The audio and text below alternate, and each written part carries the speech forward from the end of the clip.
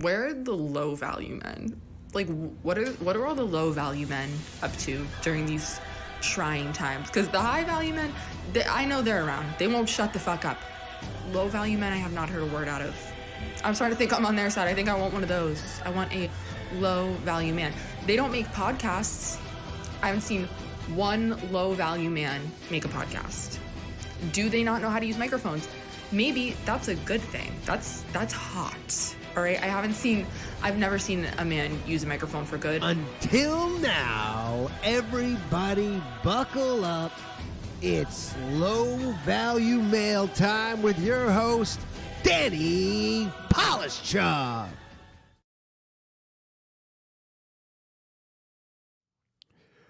Behold, everybody, welcome back to an all-new episode of Low Value Mail. It is episode number 123. It's episode 123.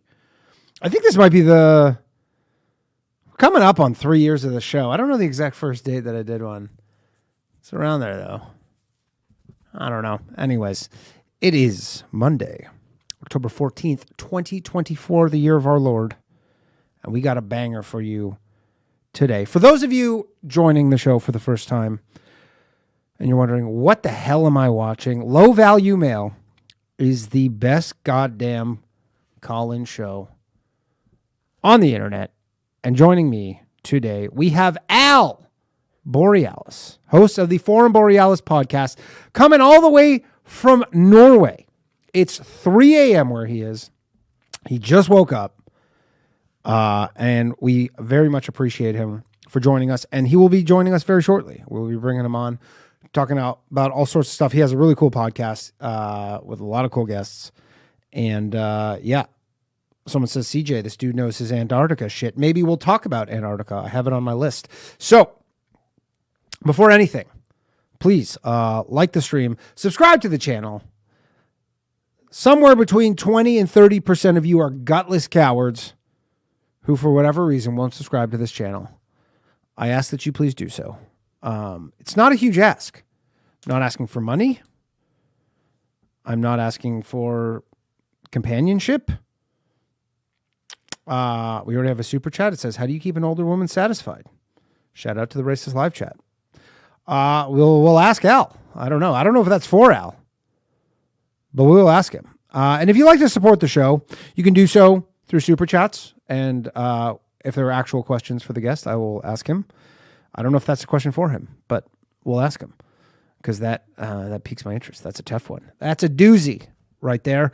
But you can support the show. Sign up at patreon.com/lowvaluemail, MAIL. You get all the episodes of this show and the Bathhouse if you're a listener, completely ad-free, only for the listeners. And you get all sorts of other little perks. And speaking of the Bathhouse, we have an all-new episode tomorrow night, 9 p.m., live from the Stein Comedy Club green room.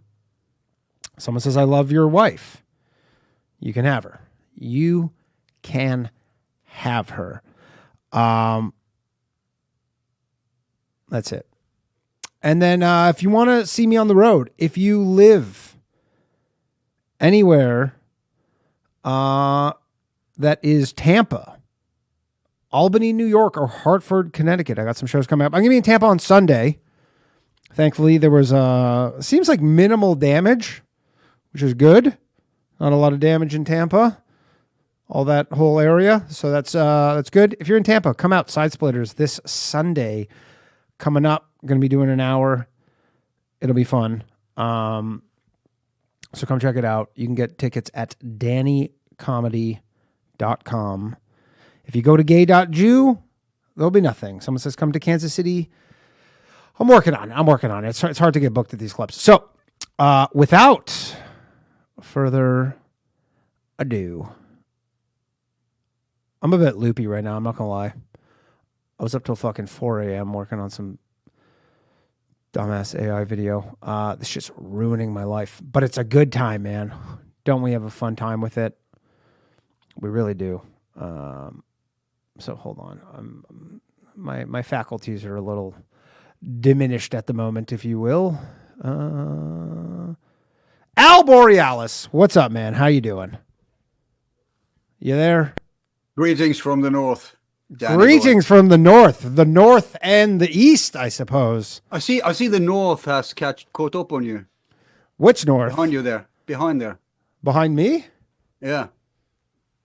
Well, it looks like. Oh, right. Sorry, you're watching me on Zoom, and I have the Northern Lights. You do. Is my Zoom background, but people can't see that. What they see is this shitty ass apartment. It's actually not shitty ass. It's actually a sick apartment. It's so much. I see that now. It's so much cooler. Yeah. On Zoom. Yeah. It's a lot cooler on Zoom. There's Northern Lights were all over America this past week. I somehow missed it. I might be the only person who didn't see it. The end of days, huh? Is that so? That's a weird, because I saw people being like, Northern Lights were in Ohio and shit, like places where they would never even see them. Is it how regular of occurrence is it for you to see it where you live? Well, I mean, in Norway, you see them all the time when you come to a certain degree. And then occasionally we see them. Most of the people live in the southern half. Yeah. We see it occasionally. So it's exotic enough to like wake your wife and say, hey, look out the window, hon. Or your children can stay up a little longer to see them. But it's not like we're not writing home or stopping the press. Yeah, it's not that crazy. It's if I would have thought it is in Ohio. No, where did you say? It was like Ohio and Pennsylvania and stuff. It was all over. Yeah. That's more dramatic. Yeah. There were a lot of people who were like, I mean, when it happens over here in certain places, it feels like end of days shit. So for people who don't know, you got a pretty cool podcast. You got all sorts of guests. So just quickly tell people a little bit about yourself, your background. Well, first of all, I want to say I slept 3 hours tonight. Honestly, me too, man. I might have sleep apnea. I think my wife told me, she's like, I think you have sleep apnea. And I've been sleeping like shit recently. So I might have recently developed some sleep apnea. Well, that can lead to heart problems. I know. I've been reading all about it all day. That. I'm spooked Make out. America healthy again, right? I'm working on it. But so 3 hours. Now, normally I'm demented in the morning. So if any of my listeners have tuned in now to this, now you know how I'll sound 40 years from now, okay? It's going to be like today. That's not bad. I'm going to do my best. Yeah, well, when I've been up for a few hours, I go from demented to zombie. Okay. And then in the afternoon, I become Superman. Which is usually when I do shows. So sure. That's going to be interesting. Anyway, you asked me about my background. Yeah. So I've been podcasting since 15. Okay. The age of 15. No, since 2015. Yeah. It's the age of 2015. But I don't know. Isn't that all you need to know, really? Yeah. I mean, the proof is in the eating of the pudding. You have some cool guests. You had Whitney Webb on recently. That was a 2-part series. Whitney Webb. And Jimmy Dore. Jimmy I'm Dore. So proud of that. Yeah. Jimmy Dore's the man. Yeah, we had him on my other podcast recently. Oh, yeah, that's right. You're a comedian too. Yeah. Sometimes in my alter ego. So I want to ask you, because Mark, our lovely producer, and he'll be manning the phones. And if any of your he's the man. Yeah, Mark's the man. And if any of your viewers, because you were saying that none of your podcast listeners have ever really got a chance to speak with you, right? Never. So this is their opportunity. We'll be opening up the phone lines. I so hope some of them will and not too long. Give me a good discussion. Yeah. So, but we'll be talking to them. But so you have a term that, because you cover a lot of different stuff. You had one term that I actually never have heard before that I'm wondering if you can maybe expound upon, specifically parapolitics. Right. So, well, you know geopolitics, right? Sure, of course. So that kind of touches it. The same does stuff like deep state. Parapolitics is just like anything else. It's like parapsychology or metaphysics, right? It's a bird's perspective where you include all the aspects, because when you mention politics to folks, they usually think of party politics. They think of just kind of meat and potatoes politics. Yeah. Which is, but you and me both knows that it goes much deeper, right? There's many concerns that goes into it, so it's not that mystical. It's you probably already do parapolitics. Probably, yeah. When you put it that way, what's the politics situation in Norway? Is it like a lot of other European places where the kind of the quote unquote far right or whatever is kind of gaining some steam? No. Traditionally, we have like 10 viable parties. 10. That's what people forget about Europe. Because I'm from Canada. Canada is similar to that, where you're right. There's like all these parties.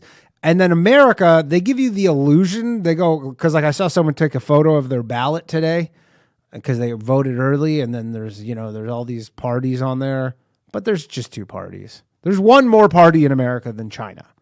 No, it's not. Oh, not even. I guess if you can say the uniparty, there is. They are more honest in China, because in China they say, look, folks, you're fucked. We have one party, but you can choose between these representatives, right? So it kind of becomes a person election. In America, it's uni, but now you have the what do they call uni party? Isn't that what they call it?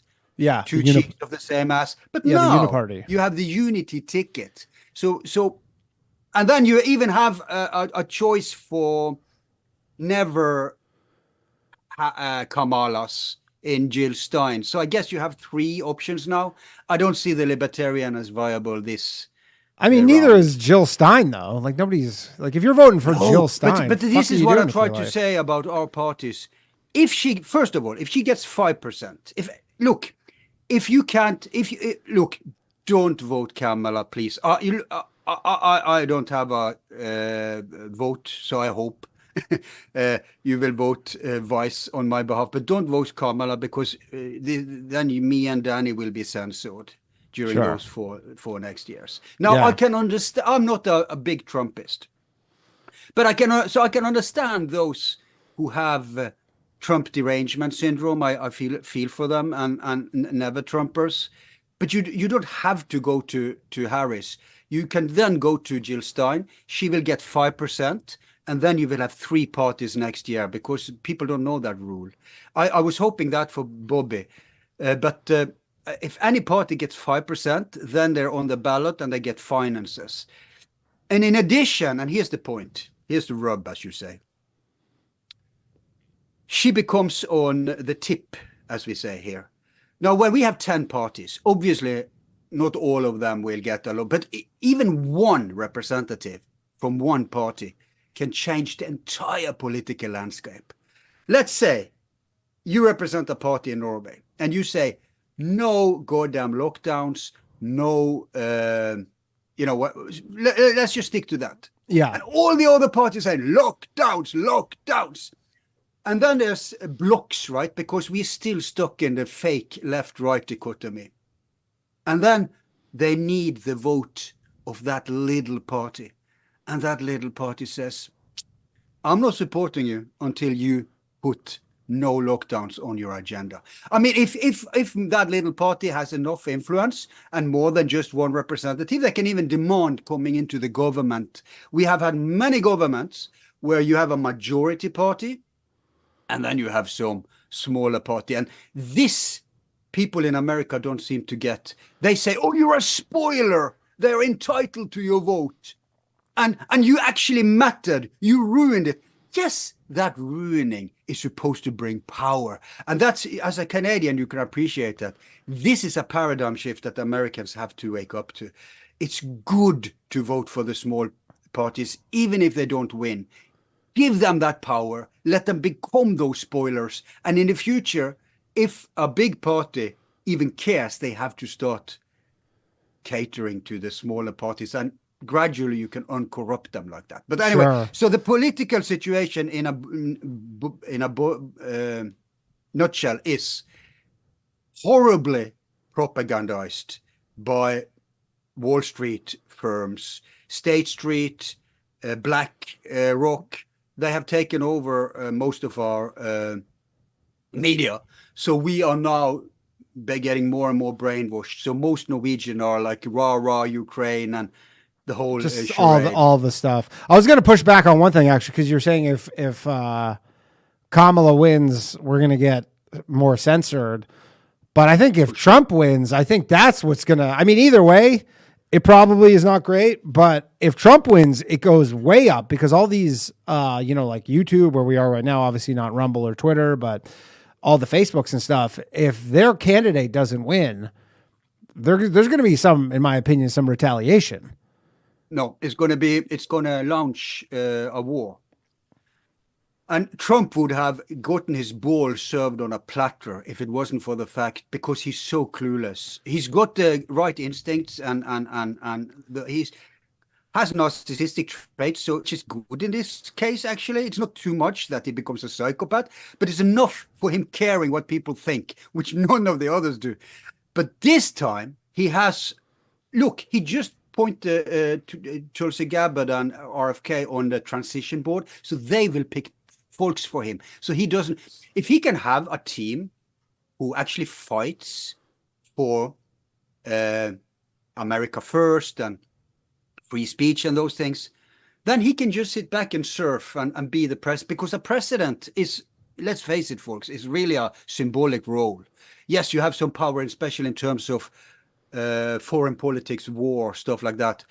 But then you can start that process of cleaning up the deep state, the bureaucracy. And when that happens, so in the beginning, the CIA, YouTube, Google, all that they will go crazy. But eventually, first of all, they will be afraid that they will be lose their protection, so that they become responsible for what people say on their platforms. There's many ways to get a big tech by the balls. Bobby has talked about breaking up, like they just did even now under Biden. They broke up. Was it Google? Well, they've been. I think they've been talking about it. I don't know if they've actually been able to. No, there was a win recently. Oh, okay. Yeah, I don't know. I don't know how that works. Do you have any thoughts on the whole Trump assassinations 1 and 2? I mean, how long do we go tonight? We got 2 hours. 2 hours, and that includes the call-in. Yeah, that includes the calls. But so I think we should keep it. I have one big topic I want to talk. Yeah, let's get into it. Yeah, if you have something you want to talk about, because I was going to say I wanted to know where you're kind of most fired up about right now, because you obviously cover a lot of things, so it's hard to get a beat on. At least I'm most interested on the thing that you're like, top of mind for you. This green screen thing. Look at my face. Yeah, I can see it. It's cool. You kind of look like one of the guys in Kiss. Yeah, there are options to give me even a fake mustache and stuff. Sure. Here on Zoom, but yeah, I am stoked about one thing. So we can like tango around many small topics, but the assassination thing is a huge topic. So then that will take all the air. So, sure. Well, let's talk about what you want to talk about. I like learning about my guests, and well, this is about as much about you as about me, man. It's about the future. Sure. So if you were a Christian, wouldn't you agree that the greatest thing would be the second coming of Christ? Yes, but I'm Jewish, so I think that's actually the worst thing. So yeah, but I'm saying like a hypothetical. Yeah. You can be an atheist. Yeah, of course. No, I was just joking. So I have something as good as that. Ooh. Even if you're Jewish. Sure. And that's that. This is an invisible battle going on right now. And the battle is more or less fought unconsciously. There's like maybe 1% of people who are aware of it and fighting it consciously. But the battle is raging. And this battle will determine, no matter if it's Trump, Kamala, whoever, will determine if we get CBCDs and stuff like that. Okay. The digital currencies for those at home. Yeah. A great reset. This will determine if there will be a great reset. And I hope people are waking up now, because when they hear that, because I think most people, I guess your listeners are well aware of. Yeah, they're all into this stuff. They know exactly what you're talking about. Okay. So there is a way to avoid that. And you don't even have to do much. And the great thing is that right now it looks very, very good. It looks as if the globalists will lose. Now, there's a lot to say about this. So I'm gonna say some things, and I'm gonna rely on you to ask critical questions, idiot questions, devil's advocate questions. I'm mostly the idiot question camp, but I can do it. You can rely on me, I promise. The listeners need a voice to represent them, right? If this is new to them. So what I'm getting at is, let me put it like that, Liz. What's the greatest power in the world? What's more powerful than power itself? Among human beings. Or influence, more power. What's more wield maximum power in this world? Violence? No. Because you can be the greatest MMA fighter, and an army can crush you. Yeah, and it's more powerful than influence, more powerful than violence. It is the very definition of influence, but it's more powerful than like power in terms of violence or a great position or whatever. It's not rocket science. Maybe I'm being too convoluted. I'm referring to money. Oh, okay. Right? That's what I thought you might be, but then I thought you were kind of going somewhere else with that. But yeah, money. Yeah, sure. Yeah, I am going somewhere else, but I'm starting there. So money is the greatest influencer in the world. Now, in politics, we can vote about almost anything, depending on how democratic a society is. Like Switzerland is the unique model. There's one thing we cannot vote about, and that's money. And I read it like that since long ago. That's not a coincidence. And you could stomach that. You and me are. I'm guessing you're young Generation X. I'm a millennial. I'm an old millennial. Early millennial. Okay. So, but still, then you're old enough to maybe remember back when, political power actually meant something, because it did. But then Citizen United in America was decided, and bribes become legalized, become mandatory almost. In what capacity? Now, lobbying? Yeah, it's the anti-corruption. Before that, it's basically before that, money was out of politics to a certain degree. Of course, there would be illegal bribes under the table, but now you have codified bribery. So all politicians in America do is to talk with lobbyists and whatever, and they're basically campaigning all the time. All the time, yeah. Because they're campaigning to the people who matters, which isn't you, me, and the listeners. Yeah, that's why Congress people here are so bizarre, because their terms are only 2 years, so they literally get elected and then they're just campaigning again. Yeah, like the moment they're elected, they're just back to campaigning. Because it's such a short. In between, they campaign to the people with the money, right? Yeah, of course. It's very annoying. I can't hear myself. Oh, okay. 1 2 1 2. I can hear you. So now it's better. So okay, so that means, and we can't do anything about that. Okay, this isn't 1917 where Lenin is seizing the Tsar and kicking out the capitalists. It's impossible to seize that, and you can't even. Musk is coming from a normal background. Most of the oligarchs today are like Bill Gates. He's represented with a sweater. I'm so folksy. I'm just a nerd. No, you're from the fucking Gates family. You're an oligarch generations back. So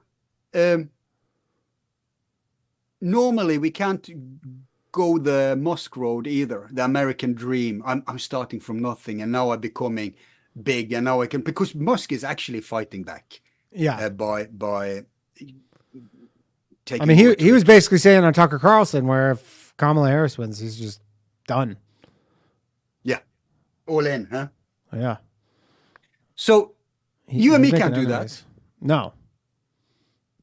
So because it's crony capitalism now, it's not even free market. It's never been really free market anywhere. Just like there's never been real communism anywhere. It's all been more or less the same system, but to different degrees of rigging for the oligarchs. But it's worse now than ever. Okay, so where am I going with all this? There is one subversion that is working very quietly and will topple this entire thing. And when I say what that is, of course you're going to know what I'm talking about, but maybe at least many out there hasn't connected the dots, because the problem is the thing I'm going to talk about, people haven't realized the ramification of it. And I have recently woken up to it. I'm talking of the last few years, and I can't stop talking about it to my fellow podcasters, which is why this is my go-to topic when I'm being interviewed these days, because we need to wake up to it, because some people, we need to give this attention and create awareness about it. Okay, let's hear it. So it started was it in 2010? And now I'm going to rewind, because I'm going to say that I've always been skeptical to digital stuff. I don't trust digital stuff. I mean, the green screen's not doing you any favors. What's not doing you favors? The green screen. I could see how you're... No, yeah, I'm kidding. Yeah. No. Well, but I mean, like if it has power over me, like AI or digital elections. Hey man, if you don't like AI, you're not going to like me. You're not even talking to a real person right now. I like AI. I'm launching a new show about AI. But oh, really? What I don't, I'm the most subversive AI creator on the internet. Well, what I don't like about AI is the agenda with it and how they're going to use it. It's not the invention. It's like computers. I can't say I hate computers, right? Sure. It's a tool. By the way, they will never become sentient. That's, oh my God, it's so. Did you see the Elon Musk's robots where there was people like talking into the headsets, and everybody's like, "This is amazing." You're like, "There's a guy over there." Yeah, what happened? Tell me. Oh, he did this demo where he did the robo-taxis, which looked pretty cool, the robo-taxis, but then he had all these robots and he's like, everybody's going to have one of these robots, and they were like serving drinks and they were talking to people, but there was someone operating like the microphone. Really? So you would like ask the robot, you're like, "Hey, can I get some of these like cookies or whatever?" And the guy's like, "What kind?" It's like, "What kind do you want?" And it's like, but it's just a guy who's probably like 20 feet away. You sure it wasn't automated? Because I believe... No, the robots were autonomous, but the actual speaking was like, it was just some guy. Then it's not impressive. Yeah, it's not as impressive, no. But they will... But it's the demo, I guess. Yeah. I guess that's the point. No, and it's so uncanny valley, most of these robots. How they walk, how they have the problem... For some weird reason, just like AI, have you seen AI images? The biggest problem is the fingers and toes. Yeah. And when it comes to the robots, the biggest problem is the walking for some reason. They can't simulate human walking. But I'm telling you, it will come, because I think it's a huge market in the transhumanist dream, right? Look at internet. Porn was driving internet. Porn drives everything. Exactly. So that's why there's no Betamax. Market for sex robots who look like human beings, and the transhumanists want this, because then you can replace, forget about. Well, because they have a mute button. That's why I want them. Yeah.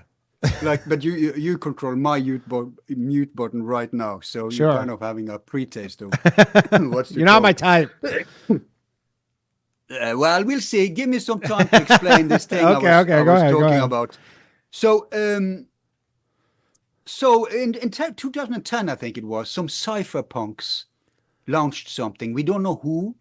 It's very mystical. I thought for the longest time, this is a goddamn CIA ploy, okay? I don't trust it. Bitcoin. It's digital. I don't trust it. I'm going to explain now the difference between Bitcoin, crypto, and CBCD. Is so important to get this. Okay. So I was thinking this Bitcoin thing. Oh, you morons! Don't you see? They want us over on electronic money, so they can, then they have you by the balls. Sure. So this has been my attitude for the longest time. But alas, I was ignorant, which I always am until I look into things. And until the price gets to $50,000 and then everybody's a believer. No, this is my point. Yeah. No, there's millions of Bitcoin users today, but they have no clue what I'm talking about because they are into it for exactly what you said. Yeah, they just realize, okay, speculators. it's a thing. It's not going away. Okay, I can make easy money. Okay, I'm for it, right? Guys, you're completely missing the ramifications of this thing. And thank God for once it tips in our favor, the people. Usually these things tips in the elite's favor, right? When we don't know the ramifications of things. So, okay, but here's my point. Bitcoin, without anyone working deliberately and like this, having it as an agenda, this is what I'm going to do, is gonna topple not just the entire international political landscape. It's going to topple the entire system we're living in today, which is it's rotten and it's crumbling on its own. But it's you know the system will crumble anyway, one way or the other. Sure, people are terrified it's going to be a new fascism, or they're terrified of this or that chaos, maybe the opposite, like every man for himself, or like a electromagnetic pulse or war, nuclear war. Anything can happen, right? But if this thing is allowed to unfold, it will. And this isn't even my opinion. Everything I'm going to tell you now, folks, do your own research. You can verify everything. First of all, half of it is logical, but you need to understand the premises. And as soon as you understand the premises, which can be verified, they're factual, I didn't invent them. In fact, I just got them. Then there's very little opinionating in the opinionating in what we're talking about now is the fact that I support this. I want this. That's the opinionating. Yeah. Okay. So it's such a silver lining in this horrible, depressing situation we're in, and not enough people talk about it. So what I'm saying is, Bitcoin is going to topple it, and I'll explain how and why. But I want to explain the difference between Bitcoin, crypto, and CBCD. CBCDs is basically it's not decentralized, right? Yeah. So the central bank digital. If you play Monopoly, let's say in Monopoly, the game. Have you played the game Monopoly? You know Sure. it? I'm Jewish. So. Yeah. So every Jewish little boy and girl. And Norwegian. And Norwegian. I don't know. It's popular everywhere in the world. I shouldn't generalize like that. No, but we actually had a Jewish prime minister. Everywhere has. 80s, I think. Yeah, I guess. Yeah, so that's how how'd things go? Yeah, when you don't have a homeland and been traveling all the time. Sure. I'm just saying that for the conspiracy theories. But my point is, where was I? See, it's the CBCDs. Yeah. So CBCDs is in Monopoly. If it has a tendency, like at some point, one guy has half the resources in the entire game, right? Yeah. CBCDs is basically giving the bank to the one who has half, the one who's winning the game. Yeah. And also giving him, not just giving him the bank, but also saying, hey, you can add as much money into this game as you want from other Monopoly games. And on top of that, you control our bank accounts. Yeah. Okay. It's basically a Federal Reserve with even more control, because you're controlling the kind of the endpoints of them. Yeah. And the usage. You can punish. And usage. You can close down the. You could just say you're not allowed to use these. Yeah. Coins. You voted wrong. You voted Jill Stein. We're closing her. Hey, you know what? So, if you vote Jill Stein, I don't think you should have any money personally. But by the way, she's Jewish. Yeah, I know. But it doesn't matter. I know. It's about ideas. That's why she can't win. No, but you again, back to my point. She'll be able to in Michigan. She may get so many votes that Kamala will lose that swing state. Sure. So those who are in support of Trump but against Harris will root for Jill Stein in Michigan. Yeah, just to fuck things up.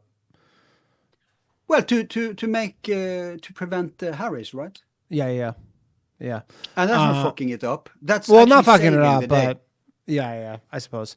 But anyway, so back to the digital currencies and the monopoly. But anyway, people understand CBCDs. CBCDs is basically what I thought Bitcoin was. Then you have crypto. Crypto is basically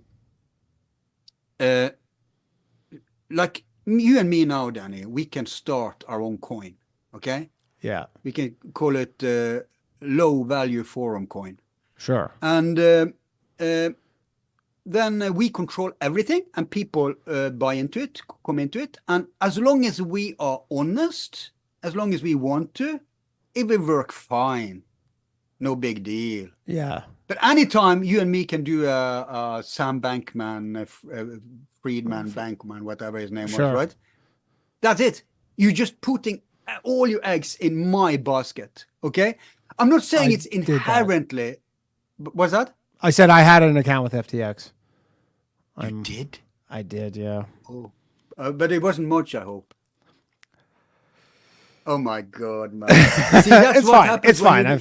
It's fine. They're saying we should have had this show long ago. Hey, then man. you wouldn't have because of what probably I'm saying not. now, right? Probably not. Because that's why people need to look into things. Or He had the goddamn sponsorship for the Miami Heat. Who could have seen this coming?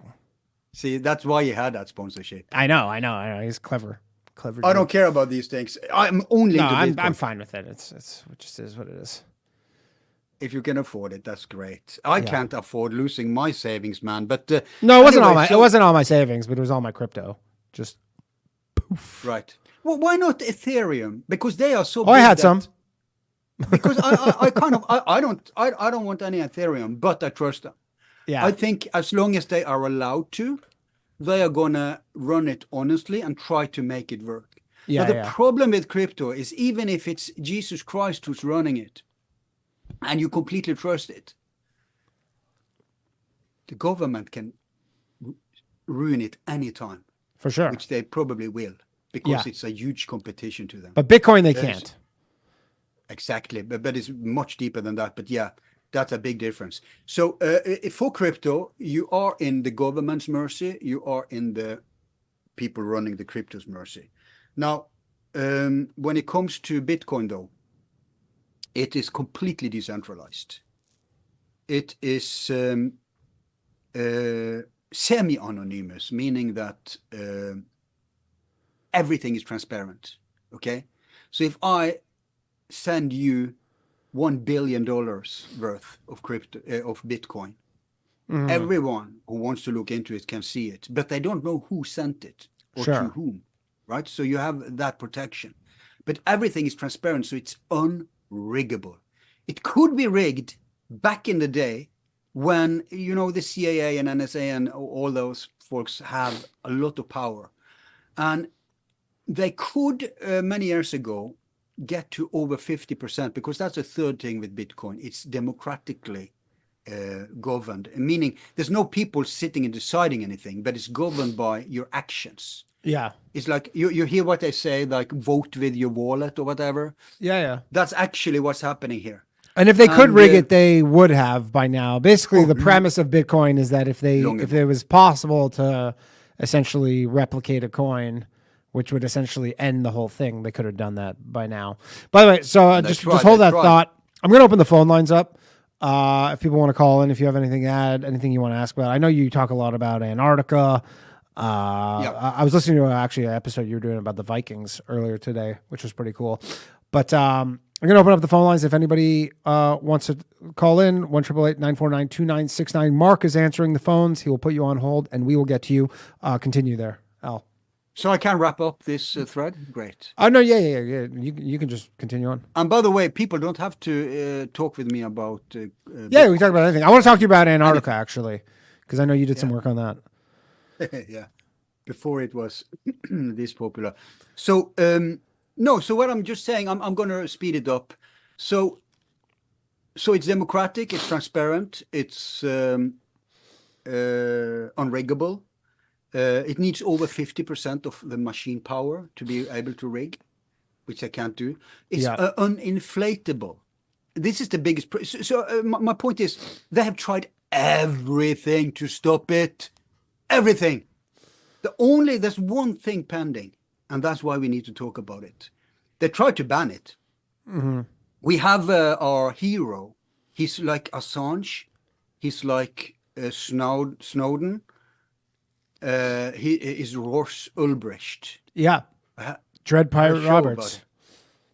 So there was Bitcoin has been through two phases. The first phase was proof of concept, which they crushed him for, Ulbrich, because he showed with Silk Road. You remember Silk Road, right? Of course. It's basically, Trump said he's going to let him out if he wins. He did, and so did RFK, and they both of them. Trump just said what RFK said, but that's fine. That's fine. It's fine. RFK said, "I'm gonna make America invest in bitcoins, the state, which will save it from because BRICS is crushing it now. Dollar is going to go, and no, Trump." Last time, Trump said the same as Clinton. No, we're going to ban Bitcoin. But he didn't know, right? That's why. It's not because I'm evil, I want to crush your... No, he didn't know anything. So now he is wising up to it. And both of them, both RFK and Trump was on the Bitcoin conference. But the first proof of concept was Ulbricht. Basically, if I am at your home, Danny, and you show me an item and I say, oh my God, I'm collecting those things. Can I buy that from you? Sure. How much here? Bam. And I would give you $100. That's how it used to work, right? Then comes Ulbrich and he says, look, folks, you can do all this trading and exchanging of services or selling as you already do, but we're going to do it digitally. It's just like eBay. It's just like Amazon. Sure. Only difference is this is free. Nobody's going to profit from it. And it's completely anonymous. And we're not surveilling you. And so is that your contention of how this is going to kind of break the system? Is that people are going to adopt it? No. This is just how it began. And he said you can use Bitcoin as payment. Yeah. So he was threatening them on two fronts. We talked about the biggest power is money. He was threatening their market systems, Amazon, eBay, all that stuff, and the dollar, right? And then on top of that, he introduced Bitcoin. Crypto would never exist if it wasn't for Bitcoin. But you still need dollars to buy Bitcoin. What's that? I said you still need dollars to buy Bitcoin. Yeah, well, I'm going to get back to that. You need something to buy Bitcoin. It could be... True. Yeah, you could trade it. Yeah. But... So he opened and they saw, wow, Bitcoin works. It can work as money. And then they said, oh my God, we need to allow crypto so that we can crush Bitcoin. Now, if people don't understand how that can crush Bitcoin, I'm going to get to that at the end of my rant. Okay, so that was the first proof of concept. That's like the basic proof of concept. So they had to crush him. So he got double life plus 40 years. No victims, no nothing. It's the worst kind of miscarriage of justice in modern times. Agreed. Right? And then comes the second proof of concept going on right now in, is it El Salvador? Everybody El Salvador. El Salvador, Yeah, where they are doing volcanoes what if you are in a country where you support the name of your country and then first, right? Norway first, right? Japan first, whatever. This is El Salvador first, because what they're doing is they're saving their economy, and it's doing great. And what I'm saying is a country has gone into the Bitcoin scene. And by the way, do you want we take our listener and talk? Yeah, let's take a call. Then I continue the round. Yeah. We got some callers on hold right now, so let's take a call. Because we can do that if that's Let's take a call and then we'll get back to it. First caller we have up. He's a regular caller.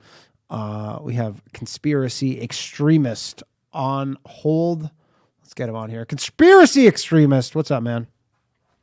What's up, my man? How's it going? Very well. How are you? I'm doing great. I'm digging your guest. I guess I'd have to say my first question, I'm a big Norway political junkie, as a normal American is. Sure. So as they all are. Oh yeah. You're not a big Norway political junkie? No, although I was in Oslo earlier this year. Very lovely place. You where? Oslo?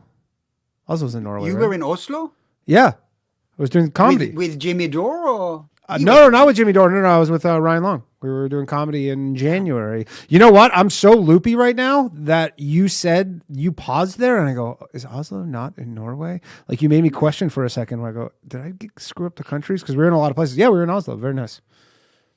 In the old days, Americans thought, Oslo. Sweden was the capital of Oslo. So that's yeah, okay. of course. Yeah. They have a very bad for the amount of money this country has. The education system is quite poor.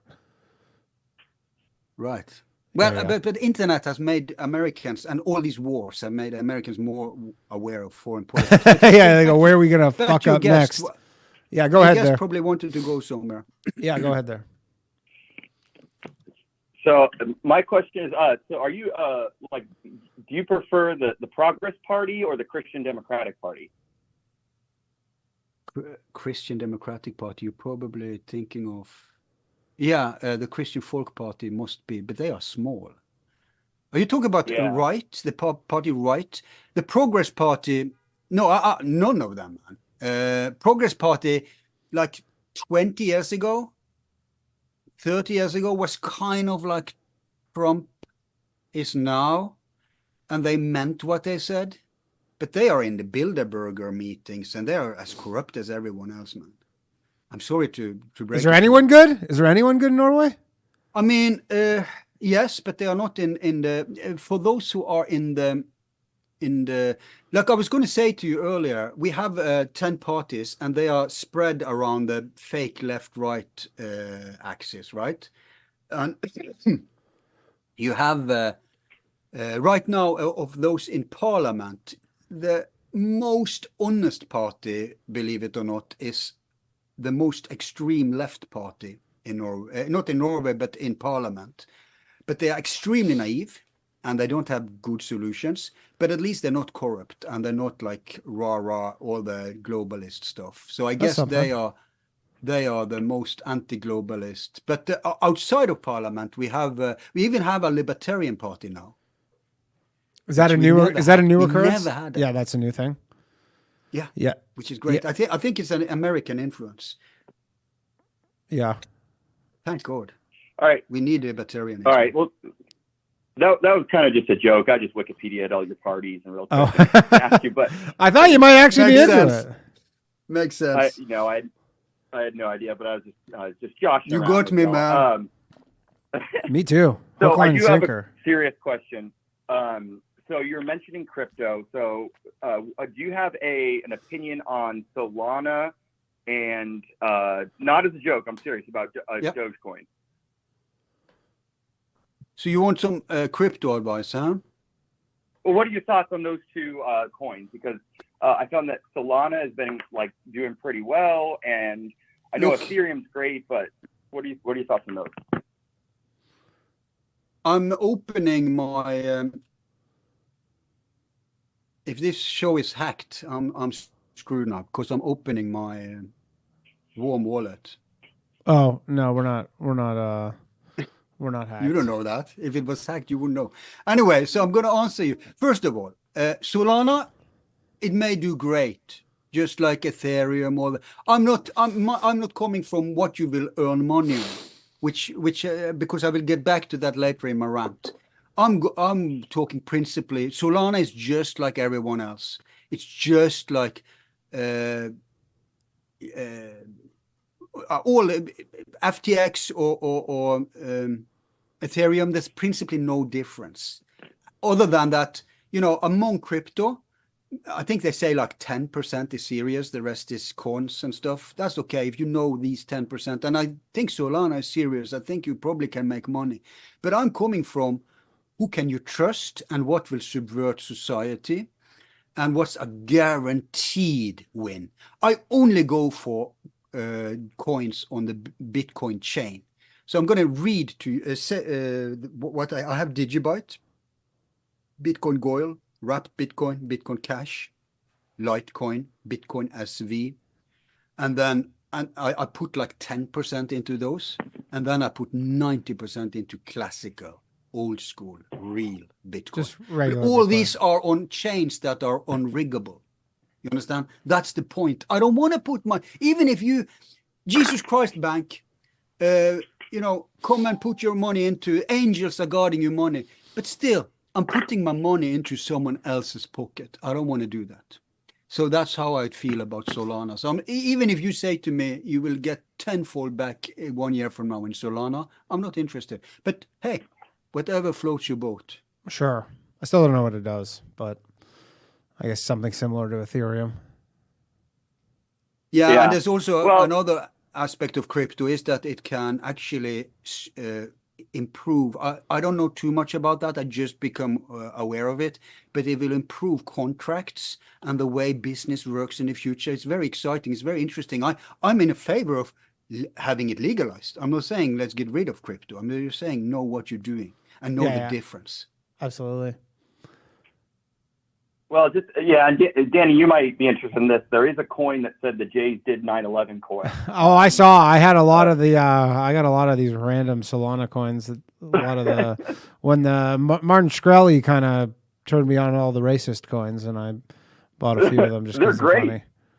I mean, they don't do it. Like I lost all my money in them, but it's funny. I know they're all funny goof. They're all coins. So for the guests, I do have a serious question. You did mention, are you Christian? You were mentioning about Jesus Christ come back. Are you into like the scripture and things like that? I mean, yes, I'm interested in scriptures, but I have my own take on it. Actually, I'm doing the problem with Christianity is that I'm going to do a bold. This isn't as fact-based. I mean, I think these are facts, but it's harder to prove than what I've been ranting about Bitcoin. Jesus Christ, I'm just going to give you the conclusion. I have many shows about it. I'm going to give out, what's it called? Sound books? Audiobooks. Jesus, or Yehoshua bar Maria bar Yusuf, Yeshua, was they say he was a Jew. Not only was he a Jew, he was the real Jew. He wanted he was a part of the Essenes, okay? Kind of like Danny. Yeah. Was that? Kind of like me. Danny, yeah. And my middle name is Joshua, and Yeshua is the Hebrew name for Joshua. But it was Aramaic, right? So it's Yeshua. But anyway, the point is, he wanted to go back to the original Judaism. You know, for example, Hebrew Latin is a dead language. It's only kept alive by the clergy. Same with Hebrew, but for the Zionist agenda, it was revitalized and so the religions that are Jewish today, which people think it's one thing, it's a million, just like Islam, just like Christianity, there's a million versions of it. And Judaism has many versions too. I guess I'm preaching to the choir here, Danny, but I'm having my own take that you probably are not go ahead or agree about. And I would say all of them are corrupted, just like the Christianities today, just like Islam. When I say corrupted, I don't mean that necessarily it's evil people running it. I'm saying it's completely different from the origin. And Jesus wanted to bring it back to the origin. One thing, which is very controversial, but I encourage everyone to watch the documentary Christspiracy.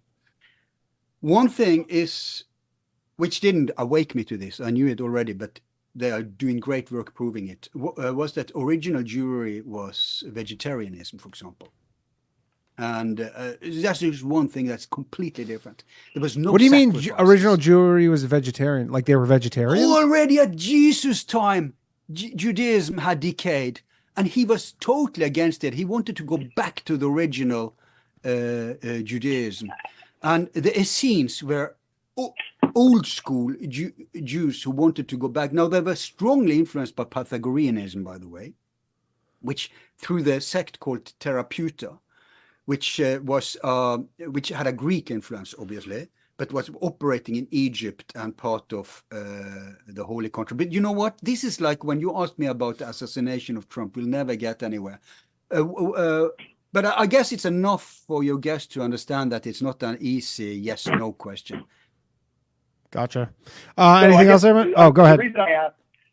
The only reason I asked is I'm curious if you had a take on the current state of Israel, Palestine, and all that, but it's way off subject. So let's hear it. That's politics. That has nothing to do with Zionism. No, it has nothing to do with you. That's politics and power, man. That's all it's about. Yeah. Well, to put it like this, the Uni Party is rah Netanyahu. So. And I don't agree with the Uni Party in anything, especially not genocide. But let me, and by the way, most Norwegian actually has this attitude. Oslo deal, remember, we've been looking into this for ages. We hoped for peace down there. That said, I support I support a one-state solution because anything else is insane. It's like one state only for Aryan people. Take the blood test. One state only for Greek Orthodox people? No. One state for all citizens, whether you are Islam, Jewish, Christian, black, white, blue, two-headed, three-gendered, one state. And then regulated with laws and police, crush the terrorists, goddamn crush them, and have peace. And that's why nothing will improve until they go back to the one-state solution thing. Zionism, I'm not a Nazi. Even though maybe there could be some temporary advantages for people of my ethnicity up here, if they were ruling. In the same way, I would not be a Zionist, even if I was so-called ethnical Jewish.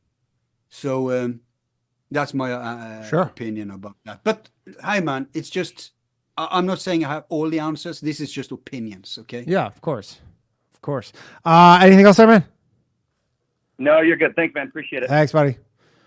Okay, we got a bunch of calls, so let's take another call, and then actually, I want to ask you about Antarctica, but let's take a call here. One moment. I would expect that from someone who called himself extreme conspiracy extremist, the one and only, All right, coming up next, please. Hello, you're on Low Value Mail. Who am I speaking with? Hello. Hey, what's up? This is Patrick. Patrick, what's happening? Oh, got a few questions here. Go ahead. So first one, thoughts on the whole climate change stuff. My thoughts? General. Sure. Yeah. Your thoughts. Yeah. No, I bought into it for all. It's very popular up here. Oh, climate change. People are completely propagandized. They are doing all this, it's by law, right? You can't even throw everything in the trash. You get a ticket and stuff. You have to do this. They don't even recycle plastic. That's a scam. You know that? I don't know if it's like that there, but here they come out and they're like, yeah, literally, I think it's like 2% of all plastic it's actually recycled. The rest just you put it in a blue bin and it just goes to a landfill. The whole thing is a scam. And when you pay green taxes, it doesn't go to fight climate change or nothing. It just goes in someone's pockets, whether it's a private company or a state. So that part is a scam. But everybody who knows anything about anything knows that. I guess he meant a very reality behind it itself. Now, I'm a huge environmentalist, always been. Did buy into it. Woke up because I have in my family a professor who actually is a geologist, old school, retired, like all retired scientists in different fields tangenting climate science. There was no consensus ever. That's a huge bluff. It's like the COVID thing, right? Most doctors were against many of these things, but those who decide is a bureaucracy, right? So Anthony Fauci isn't a scientist. He's a goddamn bureaucrat with education in health, yes. So he's not like Peter McCullough, or what I think is his name, one of the most decorated, most published scientists, right? This is how you, if you're going to rank scientists, like, what you call achievements, etc. Those are the, not people like Fauci, but anyway, so it's the same when it comes to climate science, that it's not a great scientist who said that CO2, a man-made anthropogenic CO2 is causing the change. There's not even proponents for that must admit there's not enough data to support that. So I became aware of that through him. And then I had a show with Dr. Tim Ball, Professor Tim Ball, fellow Canadian, Danny. Okay. May he rest in peace. He's one of 3 guests I've had on who's still not with us.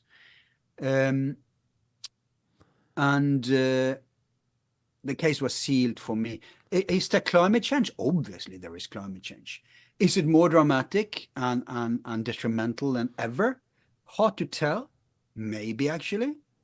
Well, not ever. I mean, not since the Earth existed. Sure, but not since the Ice Age. Maybe. Is it anthropogenic? No. Because there's climate change going on all planets in our solar system. And it's not your gas-driven car that's causing climate change on Mars right now, okay? And this is a fact, straight from NASA. Anything else there, caller? Yes. Go ahead. This is more for you, Danny, but I don't know your name if you have thoughts as well. So I remember back in 2017 seeing stuff about FEMA camps at Walmart, like Walmart's becoming FEMA camps, kind of like conspiracies about that. I saw pictures of like one that was like closed down.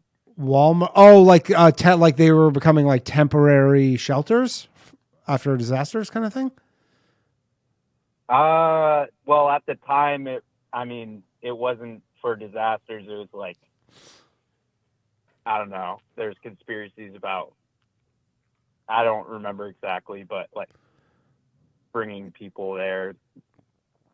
Like, I don't know. Yeah, I don't know. I know a lot of the FEMA stuff. I don't know. Yeah, with the North Carolina, with the Helene or whatever, there's so many people who just blatantly post fake shit just to get clicks on Twitter, where it's like so hard to get to the bottom of what's even going on sometimes.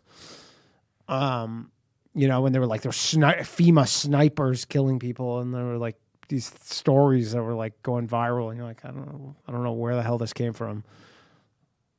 Sometimes people will just look past the most logical explanation. They'll be like, yeah, there are FEMA snipers. And you're like, there's no fucking FEMA snipers. Like, crazy. Yeah. But, I don't know. I never heard the FEMA Walmart thing. Okay. Yeah. Okay. Antarctica. A lot of people want to hear about. Yeah, everybody wants to hear about Antarctica, Al. What can you tell us about Antarctica, Al? Well, I know a guy who actually went there. I thought you're not allowed to go there. You're not. They did it illegally, and they were so punished. How Half of them died. Half of them died. They died from the exposure, like from the weather. Or? What did they die from? That's the $1 million question, isn't it? I tell the story in my Antarctica show with the Cliff High. Who actually should be credited for pushing me into. He pushed me into the whole crypto thing, and Bitcoin thing, and then that's how it started. As soon as I bought Bitcoin, I thought I got to look into this shit, man. And then I started into Antarctica. No, into Bitcoin. Sorry. Oh, I was going to say I thought there was some sort of Bitcoin to Antarctica pipeline that I didn't know about. No, but there's a pipeline to death. And so people went to Antarctica. They snuck in there because you legally can't go there. I'll tell that story. Okay. Even your producer is screaming at me. Al, talk about Antarctica, because it's one of my most popular shows. So I guess I have no choice. You have no choice. Okay. So there was this wild man. Real Viking, he was going everywhere with his boat, Berserk. And he was going like he was an extreme boater or whatever it's called. So he went, he's been, of course, to the North Pole. For those who don't know, for some weird reason, Norwegians is big on the poles. We were the first, both on the North Pole and the South Pole, no matter the lie. Just like they say that Columbus was first in America. And he's Jewish now. Do you know that? Yeah. He just came out yesterday and they go Columbus was Jewish. Yesterday? No. Oh, okay. I never heard of it before. Right. But even it's actually mentioned by an old Native American sage I had on my show who's a big history buff. He was the assistant of, what's this called? The guy who wrote Worlds in Collision, how Venus has tilted. Lovsky something, Velikovsky. He was the assistant of Velikovsky. Anyway, long story short, God, I talk myself away. I'm 3 steps away from what the... Emmanuel Velikovsky, that's what Mark says. Yeah, let's go back. And that was so Antarctica, people died. No, Columbus. They said, look, Vikings went first, but they certainly were before Columbus, okay? And we learned this in school. We also learned in school the fact that there was a Norwegian on the North Pole before the lot and on the South Pole. Now, obviously, people lived once upon a time in Antarctica. I mean, really once upon a time. So we went first there. But this berserker wanted to go there. And he was an anarchist. He didn't give a damn about rules and regulations. And this was also before, like, I mean, it was the internet age, but it wasn't like, everything wasn't as centralized as now, and everything wasn't as, now everybody has heard about. Now Antarctica is a real mystery, right? Back then it was more like, it was a different zeitgeist. So I don't think they expected UFOs or anything. So they didn't know why they thought they bought into the official thing that, we have to protect and preserve this pristine landscape, and it's a world collective inheritance. And at the same time you're dropping nuclear bombs and you're mining for resources. America has their Leidos, a subsidiary of Lockheed Martin. They don't respect that at all, and nobody is around. After Soviet fall, nobody's around anymore to keep the terror balance. So America has, up until now, when I say America, of course, it's the deep state and the military-industrial complex, but it's have more or less done what it wanted to. So so they went down there, and long story short, there was a huge storm. Half of them went inland. Who's protecting Antarctica? Like, who's stopping you from going there? What's the route? You go to Argentina? You go to like Patagonia? If you have the money, you can go there. It's very hard. I mean, they look, your deep state has every centimeter of the world covered with satellites. Okay, if they want to, they can zoom in on any part of the earth that they want, from the deepest rainforest to whatever. But they have to know where to look. They can't just scan for you, right? Sure. So you can slip in there if you have. And how do you access it? Maybe $1 million. The tip of Argentina? Is that where you? The best route, the most popular route is through New Zealand, but I guess that's because of the McMurdo base. Okay. That's not the name, but it's a pun. But I would certainly not go through South Africa, because that's what the sailors in the old days was fearing. Is it should be called Cape Death down there. So where was I? They were going to Antarctica. And half of them, I think there were 5, 6, I forgot the number. Half of them went inland. Half of them remained in the ship. Then a storm came for how was it? This is decades ago now, or maybe 15 years ago. No, this was back in 2010. 12, something like that. Okay. No, before that, probably 10, 8, 9, 10. And so half of them went inland, and there was a storm. They put up tent protection, blah, blah, blah, waited it out, came back to the ship, obliterated. Official story, ship was taken by the storm. But even the official story was questioned because there were so many holes in it. What's the unofficial story? Whatever you want, man. But I talked with one of the guys, and he says they were shot. They were shot? And what happened to the ship? It was sunk? I think they stumbled over something they shouldn't see. And this has a precedence. If you go back even 10, 15 years before that, there was this Norwegian heroine? How do you say? Not heroine, certainly not heroine. Female hero? Heroine. Is that heroine? Yeah. I see why they love it so much now. The junkies.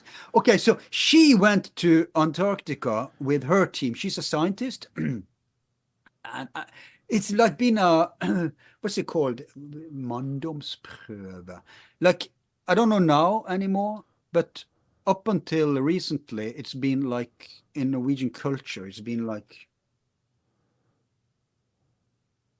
the dictionary doesn't give any, but it's like a proof of your manhood or your It's like when you're in one of those like native tribes and when you're like 12, they like send you off into the woods. You got to like come back with a bear or some shit. Or hang by the rite of passage. Yeah. There you go. Thanks, Mark. Yeah, kind of. But the rite of passage is more for small getting or adult. This is more like, look how I've conquered everything in life. Yeah. This is my life. So even women did that. So she went to the North Pole by foot. People still do that. They follow in the traces of someone went to the North Pole by foot from Norway? Oh, all the time. Oh, by ski. After how long does that take? After we sent the first guy to the North Pole and the South Pole, they want to emulate it. I don't know how long, months. It's kind of like your moon. Different. No, but it's Norway. Different now. You know, they have electronic communication. You know, it was really hard back then. Yeah. By the way, I don't think anyone actually reached the poles, but that's a deeper rabbit hole. So she was doing Antarctica. I don't even think this was the first time she did it. And her team was, she came back as a wreck. And she was all over the press before that. What do you mean a wreck? Silent. She came back? Because like mentally? Some like people, she was like crazy? Yeah, no, horrified and like disturbed, like if you have seen something that shakes you up, because some people on her team died. Official story, they fell into a ravine. Is that what you call it? Like a ravine, hole in the ice, which is very amateurish. Now, let's say this was true, and let's say the other folks were taken by the storm. Okay, I wasn't there in either case, so I have to like balance this. But I'm throwing bones to the people who want to trigger their creativity. Sure. Because very often in conspiracies, what gives it away isn't the conspiracy itself. Usually that goes smoothly. What is it that gives away the conspiracy, Danny? Do you know? I don't know. Usually someone... It's a cover-up. It's cover-up. Gotcha. They're mangling and bungling the cover-up. And the aftermath, like 9/11 report, if they were genuine and honest and believed all the official story, the 9/11 report wouldn't be as it was. If the JFK, if everything was above water, they wouldn't have all these scandals concerning the Warren report. Well, here, in her case, for example, the American state sued her or threatened. I forgot the details, so don't take me on the details if there's any debunkers out there. But like they crushed her economically. Yeah. They just ruined, and they ruined her. They ruined her and they threatened her. Now, where does that come from? I mean, settle down. This is even back in the day when the American regime, at least not outwardly, were like relishing in crushing people. Like it's systemic, right? And the same happened to the Berserker guys, the survivors there. They were but this time by proxy of the Norwegian state and court cases and bankruptcy and so what happens? They go down there and then what? The government just finds out that they went to Antarctica and they just What's the crime?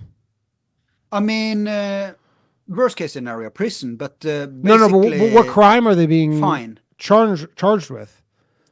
Hey man, what crime is it for like illegally like going to a different country? Ulbrich what crime is it for Ross Ulbrich to allow me to sell you a book without anyone? Well, I don't think they were getting them on the book sales. We live in a totalitarian regime, man. Yeah, and it's just getting worse. Well, they didn't get people on book sales. They pinned every gram of drugs that was ever sold on the Silk Road. Hello, they are going to start burning books. They don't have to burn them now. It's digital, right? Yeah. Now they edit them, they revise them. They even revise movies now. Everything is being going down this drain. That's why I have to talk with you about Bitcoin, because it's going to save the day, man. 90%, 10%, then we're fucked. Even if Kennedy and Tulsi and this whole unity ticket thing managed to reform the deep state, there's bigger powers out there than who runs America for 4 years. Yeah. But so anyway, so the Antarctica thing, basically the short of it is that people went down there. They don't want ice. They don't want ice on Antarctica. And do you have any theories of why they just because there's some shit going down there? Yeah, so when you go to Google Maps, it's been smoothed out, right, for the longest time, right? Yeah. Let me fix this. People are getting onto me that I'm just an avatar. I have to fix that. You might be one of my AI creations. Run amok. That's why, when you write Al. Yeah, I know. It's spelled AI, right? I know. Coincidence? I think not. So, but I don't want to give you my. They can listen to my Antarctica show. We go through potential explanation. We relish. Look, people think I do a conspiracy show. I don't actually, but it's unavoidable in this day and age. So I have some episodes which are clearly defined as that, and I guess this is because we're looking into Antarctica from all critical angles, entertaining everything, Nazis, Hollow Earth. But the only thing we did not explore was flat Earth angle. Well, flat Earth, the Antarctica thing is a big portion of flat Earth, I believe. That's kind of where the ice wall is, I suppose. I had a flat Earth guy on, and he was saying that was a big part of it is why you can't go down there. Let's take a call here. We got some people on the line. I believe this is probably Slav. Remember to give me. It's already. Oh my god! I need like 10 more minutes to wrap up the bit. Okay, yeah. We'll get to you. We'll wrap it up. Hello. Hey, Danny, it's Bill. Bill, what's up, man? How you doing? Hey. I have a question for your guest. I was wondering what he thought the Nazis were doing in Antarctica, making New Swaziland, and if you think they actually had the bell flying around their own German UFOs. Are you a listener to my show?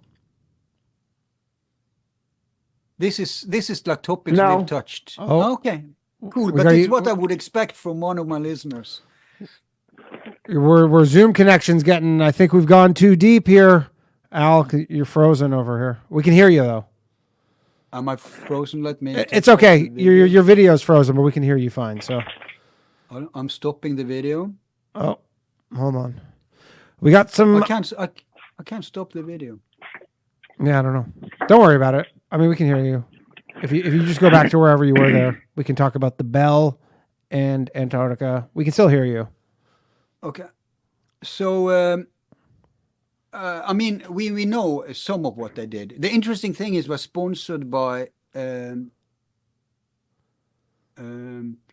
different departments, but one of them had nothing to do with what's going on in Antarctica. So, who was it? It was Hess, I think, was one of the sponsors.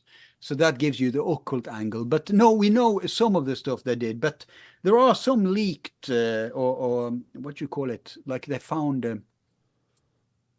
There is a story about the U-boats finding a passage to the inner Earth with a map and everything. You can actually emulate it if you have a U-boat, but who does?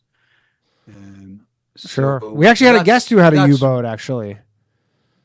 We had a guest on the show. I can't remember his name, but he went down to Argentina to I can't remember his name, but he was a big U-boat enthusiast.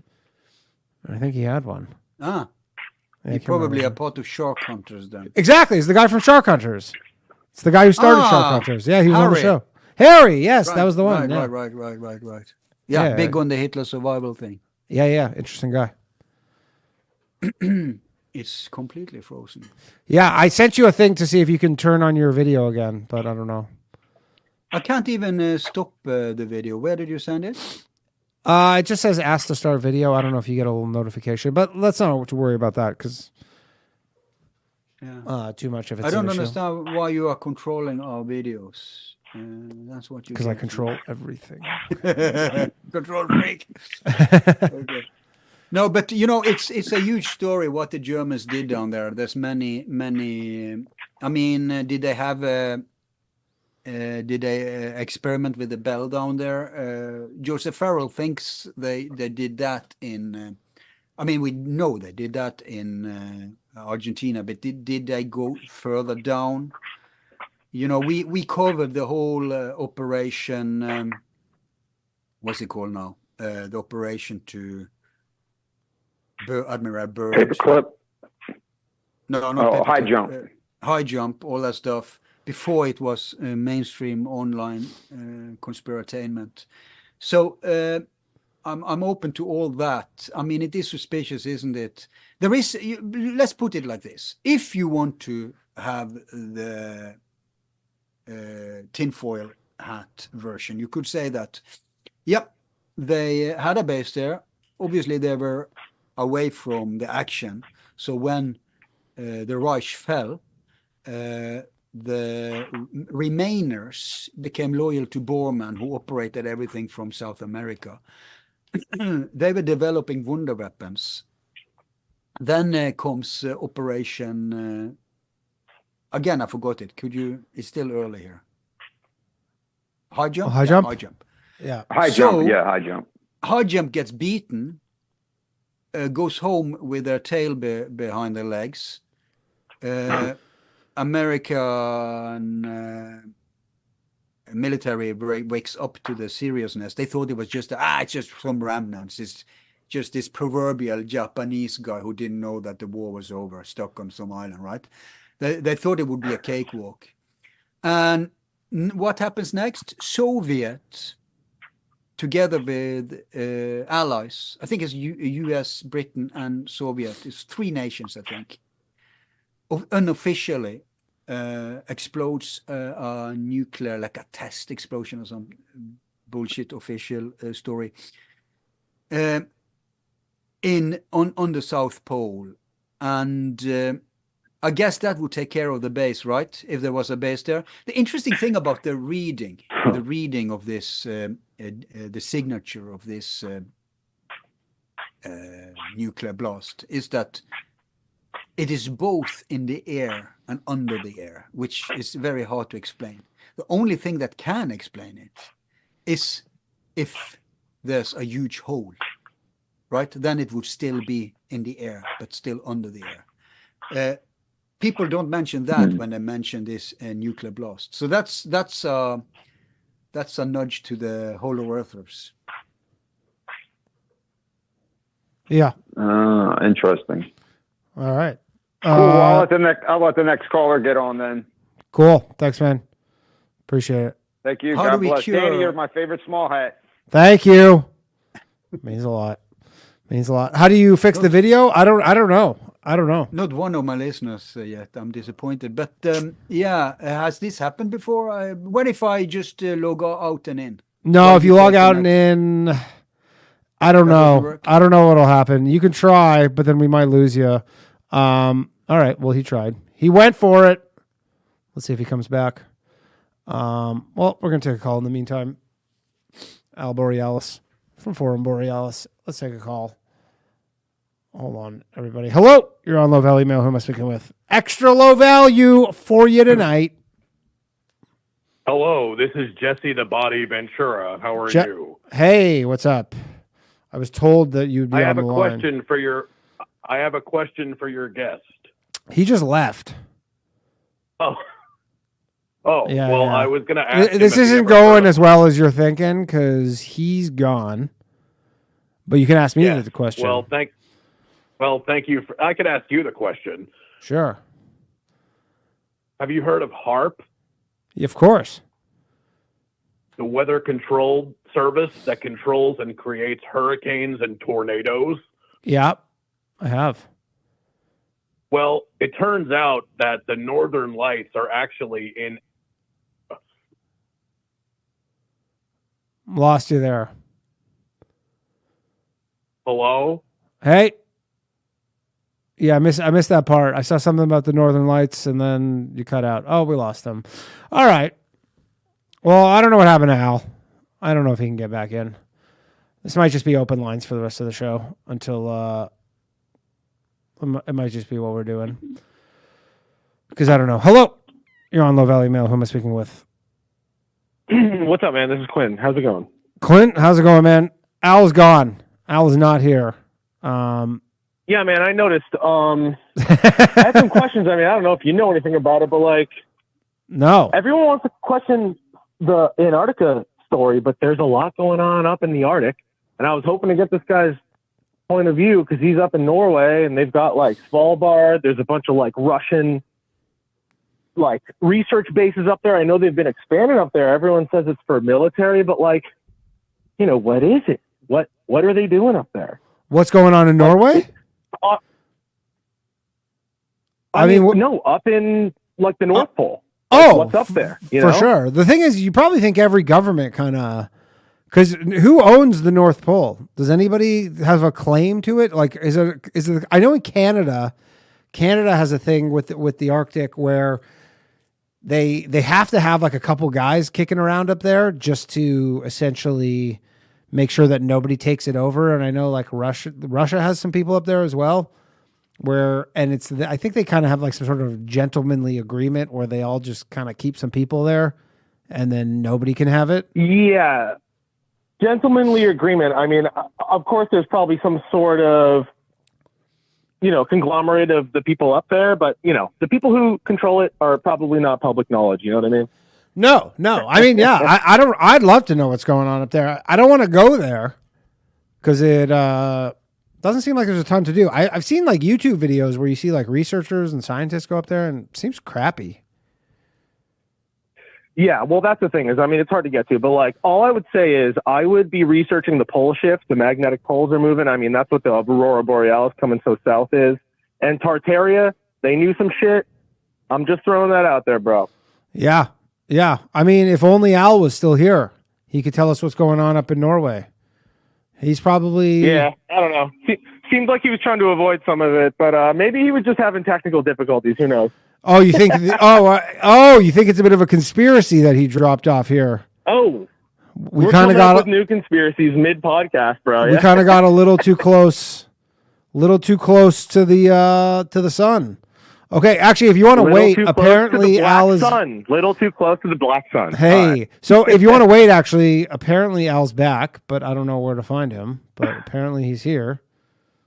Mark. All right, bro. No worries. I'm gonna drop, but I love chatting with you. Love your stand up, bro. Thanks, dude. Appreciate it very much. All right, later. All right. Well, they say Al's back, but I can't find him, so. I don't know. Let's see what producer. I don't know. They say he's here. Oh, you know what? Maybe I gotta hold on a second. Let me see this. This might be one of the most low value episodes we've ever done. This is up there. This is there. I don't know how to bring him back in here. I don't see him. Normally on Zoom, you get a little prompt saying someone's here, but they're not. They're not here. All right, let's take another call. I guess this is just what's going on tonight. It's the low value extravaganza. Hello. You're on low value mail. Who am I speaking with? Hello. What is happening? This is Patrick again. Patrick.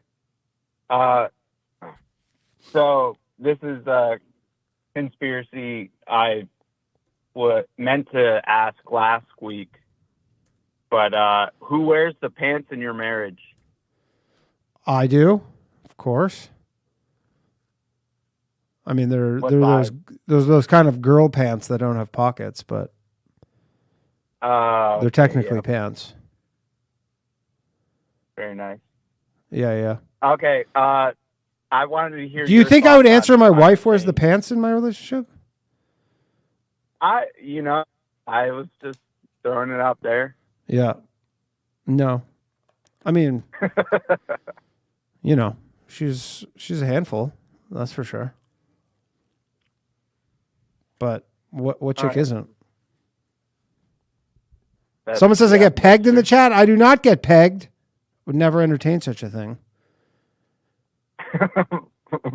You didn't go to the pegging seminar? I did not go to the pegging seminar, although I feel like it would have been really funny to go, but to have to go see some dude get pegged by some weird gay guy, go get pegged by some gross chick.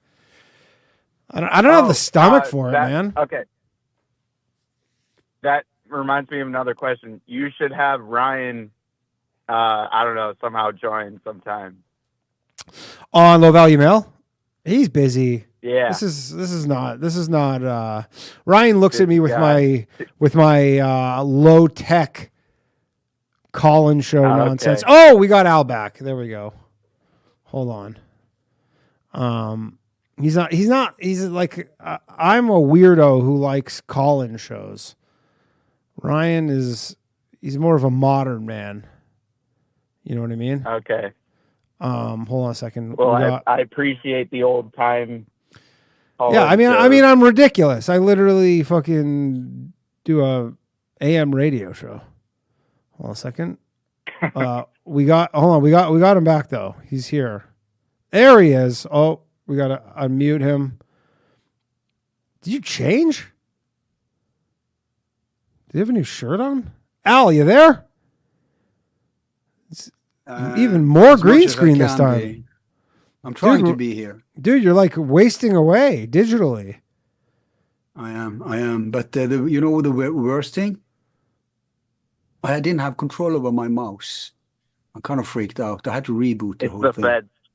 Oh, man. Especially after you opened your crypto wallet and then all of a sudden you lose control of your mouse? It's all about, if it's anything, it's all about the Bitcoin thing. The message I haven't even gotten to. It's nothing. It's not Antarctica. It's not anything else. I mean, but it happened when the Antarctica talk started. Yes, I mean, they kind of let you talk about crypto all you wanted.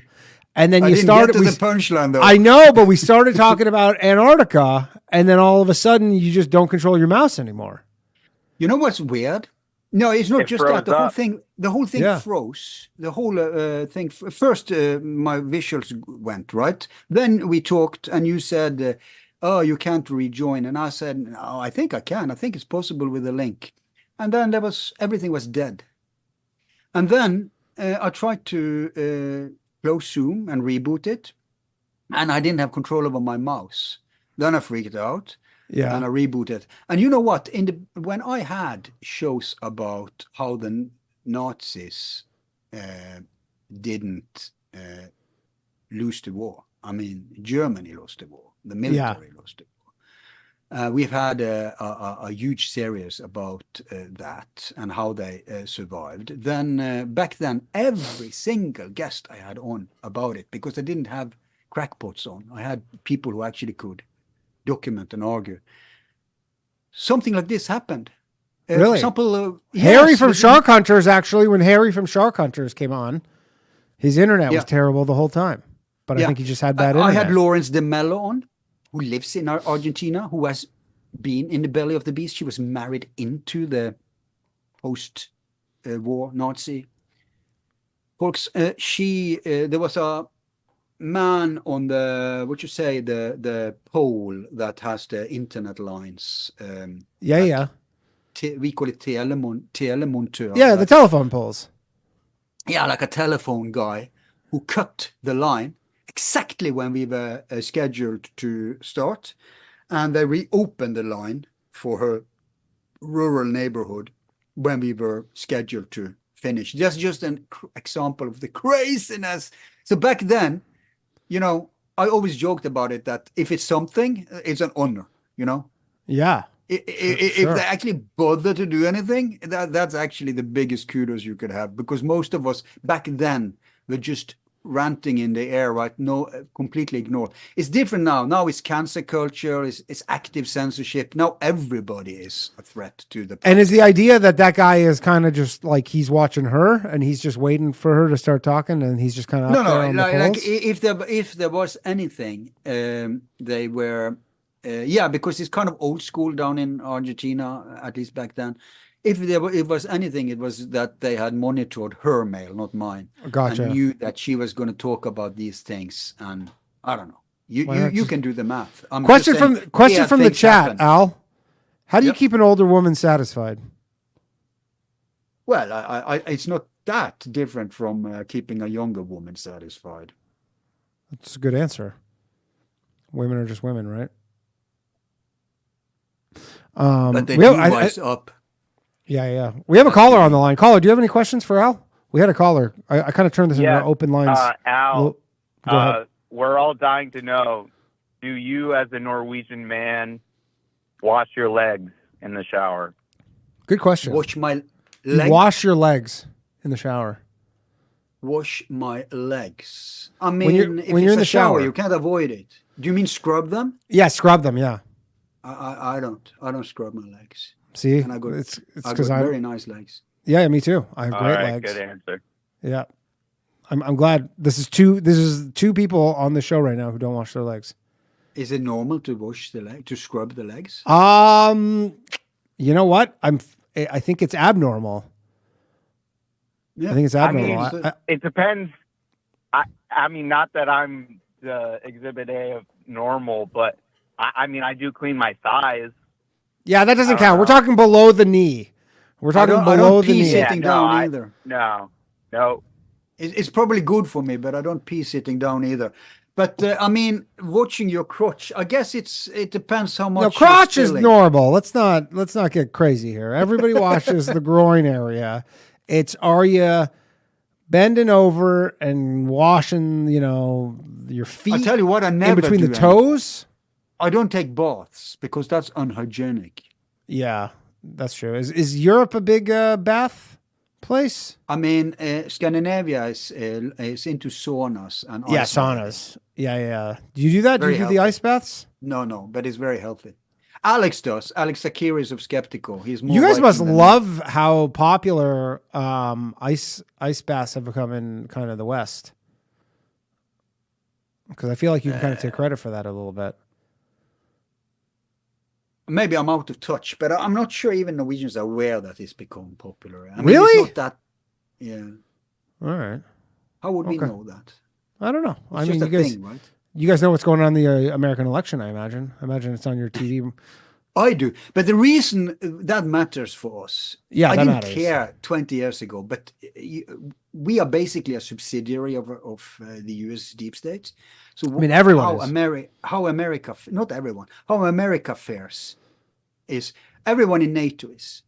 So I have an investment in I want the West to be peaceful. I want it to be prosperous. I want it to be democratic. I want it to be I want the whole world to be like that, obviously. But our leaders, those, not everyone, but those who called the shots do not have our best interest at heart today. Yeah. It's the Five Eyes countries. It's the NATO. And can I just do a little more Bitcoin? Not necessarily. Yeah. Well, we have a bunch of callers on the line. Let's you know what? Let's take these calls. Thanks, caller. I'm going to let you go. Let's take these calls. Can we go for 3 hours? No, we can't go for 3 hours. I'm gonna piss my pants if we go for 3 hours. No. I mean, you can go to the toilet while I rant. No. This is what we're gonna do. We're gonna take these last 3 calls. I'm gonna close the phone lines. 1 moment, please. Okay, phone lines are closed. We're gonna take these last 3 calls, and then we're gonna give you the floor for your Bitcoin rant. How's that sound?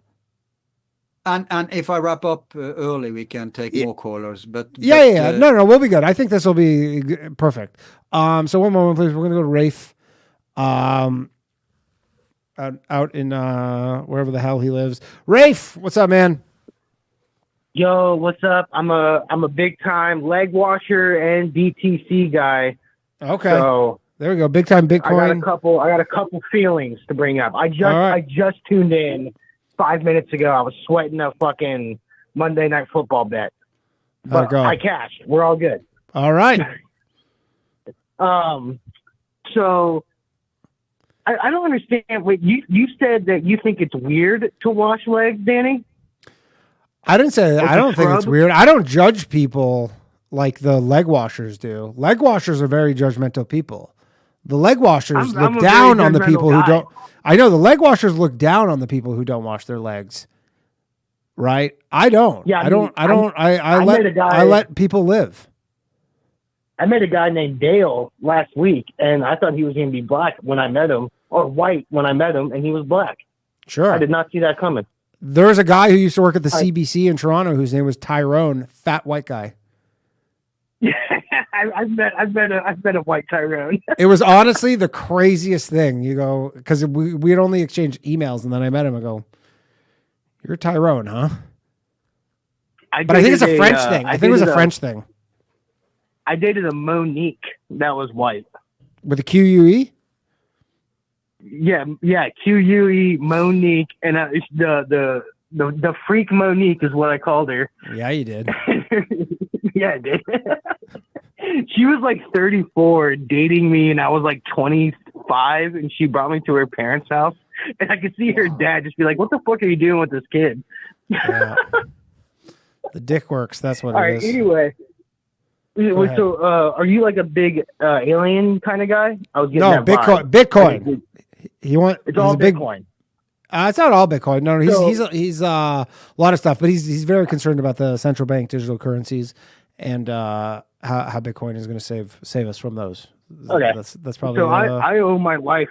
I owe pretty much everything. You have a wife to Bitcoin. Oh no, my life.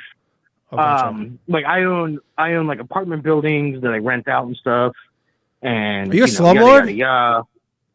Yeah, I'm a slumlord in Cincinnati. That's why I live in Cincinnati 6 months out of the year to save on taxes. Gotcha. And we need Bitcoin. We need Bitcoin not just to be something people save in, but also something they transact in, which is happening now in El Salvador, and it's happening in poor countries. You know, Bitcoin is a backup. For example, if you live in Nigeria, your government is utterly rigged. They are puppets for the American deep state, and they are wrecking their economy. So what do? I don't think it's the American deep state at this point, you know.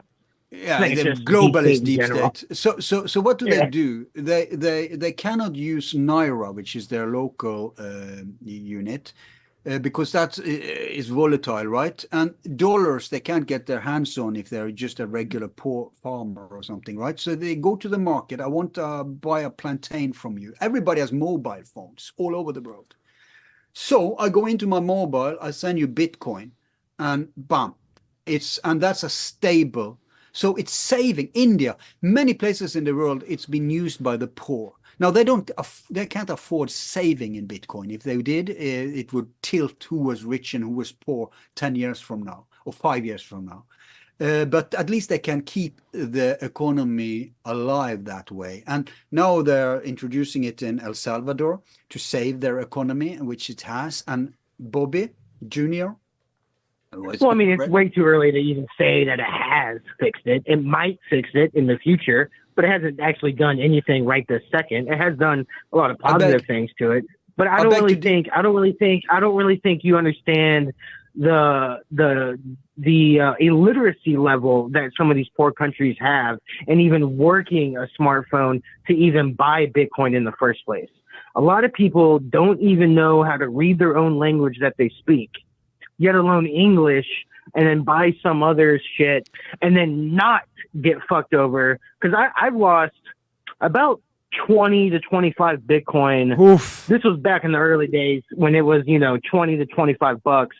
maybe, $400 was when I was still buying. I mean, I would love there's like so many Bitcoin that are just lost forever. It must be a million. So there's like 19.2 million Bitcoin, or 19.8 or 19.8 million Bitcoins in circulation right now, and I would assume more than a quarter of those are dead coins, essentially.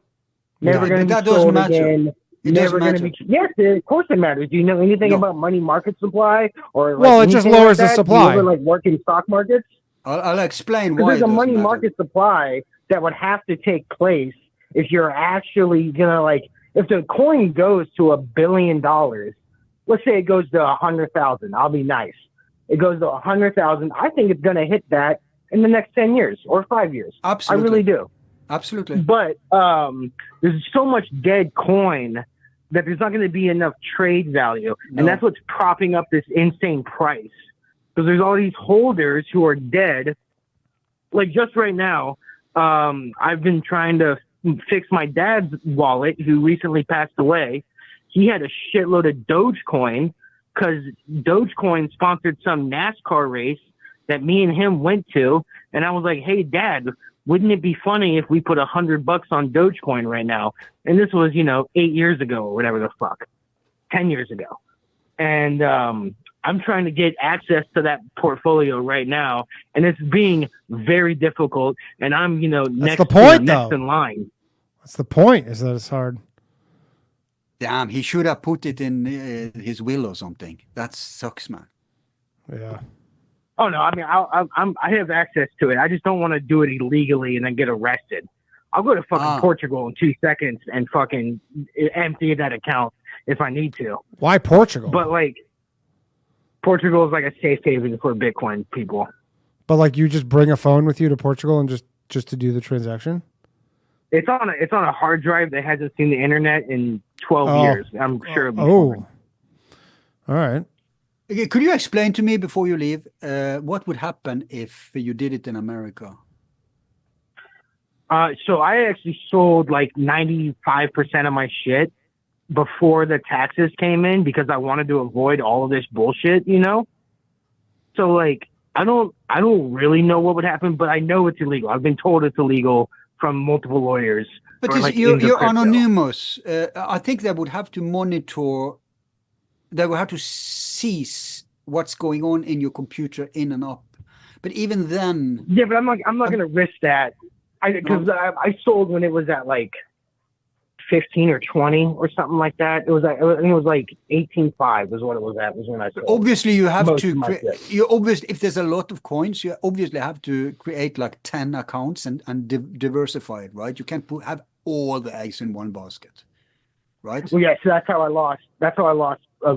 20, 30 coins when I was a kid, because I didn't know. I was 16. I was the weirdo in high school, being like, "Yo, buy some Bitcoin. This is gonna be fun. Trust me." And only 2 people I know listen to that shit, and they sold. What was it? Was it before or after Silk Road? I was buying in $1.20 range at the beginning. Wow, it is funny that a lot of people have, or not a lot, but there are people who have Bitcoin and have this huge amount of wealth just because they were trying to buy drugs at some point on the internet. Well, that's exactly. I was trying to buy TCI and acid. I was trying to buy TCI and acid on fucking the dark net, and I did. I spent, I think 100 coins on some fucking drugs. Money well spent. I'd have to go look. Yeah. If it was the deep web, if it was the deep web, it was probably Silk Road, wasn't it? Yeah, it's probably so. Yeah, Silk Road was the go-to. You were actually a Silk Road user. Yeah. I was buying during Silk Road. Wow. Yeah. Okay. Kudos. Rafe, we got to wrap up a bit. Anything else you want to say? I got a few more callers waiting. Shout out. Give me some prayers for my mom, guys. Thank you. Oh, okay. Prayers up for Rafe's mom. I need to address some of his claims, by the way. But go ahead. Get to it. Yeah, go ahead. No, can I do it now? Okay. Yeah. First of all, he touched something important. Another thing that makes Bitcoin stand out from the money supply, the normal currencies in the world, and crypto, is that it's limited. There's just a certain amount of Bitcoins. Okay. Yep. Now he's worried for some weird reason. He's worried that a quarter of them are dead coins. I guess you can worry if those dead coins actually were on the hands of the deep state and they had enough computer power to topple. But you know, for every day Bitcoin exists, it's getting harder and harder to rig. Yeah. And they say it's like 15 years ago was the last time they had a chance to try to win. But if they did something like that, we would all know it because I mean, every computer would have to be hacked at the same time that it's the ledger's on. Or right? they would have to have more computer power and more Bitcoins than what's going on, and more and more. So the more people buying into Bitcoin, the safer it gets. Now, but I want to debunk one thing he said, and he's not here to give me a counter argument. Kind of sad, but it's how it is. Fine. But what would happen if half of them were dead coins and they were just really dead? It's perfect because those who thought out this thing must be aliens, right? Or angels, because it's completely brilliant, genius. This is why it's inflation safe. Everything that happens, like say it's a Monopoly game and we only have $100 worth going around in the game, but then we expand the board and we put in more hotels and houses and it's still the same money. What would have to happen? Now, in the normal system, they just print, right? Which is a story in itself, and it's how they're seizing economy, and that's how they're wrecking the normal currency. It's not backed up by anything. If it at least was backed up by gold, it would have that same effect. To a certain extent, this effect of having a limited supply of the money. But what would happen is that those $100 that's circulating would certainly be, instead of a hotel costing $10, now suddenly a hotel will cost $1. So it's the opposite of inflation. So it just means that you have to partition the money you actually have in circulation into smaller units, which they do. It's called satoshis. Yeah. And that makes it become even more worth compared to dollars. Now, people may say, how can you claim that it's not volatile? How can you claim it's stable? How can you claim that it's uninflatable? Because we see all the time that it's fluctuating. It's not the Bitcoin that's fluctuating. It's the dollars. It's when you measure dollar up. Bitcoin are stable. One Bitcoin is still one Bitcoin, no matter. But it's when you measure it up to something else, which is volatile, like dollar. That's when it's fluctuating. And then you can say, yeah, but how can that be good? Well, it's good if you're on the dollar ship. It's bad. But if you're on a Bitcoin ship, it doesn't matter. You will ride out the Bitcoin wave. I'm only going to give you one practical advice when it comes to Bitcoin tonight, folks, and that's that. Buy it ASAP, because the more you wait, the more the train is leaving, and the more expensive it will be to buy. So buying now, like you can put one or two giving people zeros. Major FOMO here. Yeah, I hope so.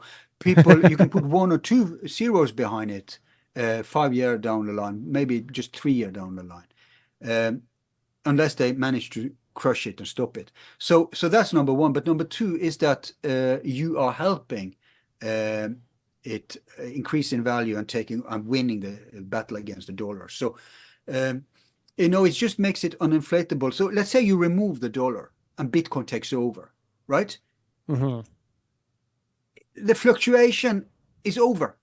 It's just that when you measure it from the dollar perspective, and that's because dollars are screwed. Well, the money supply changes. They inflate the money supply, and then that goes. And the petrodollar is getting screwed now by Kazans, I think they call it, the BICS Ulbrich currency. Yeah. BRICS currency.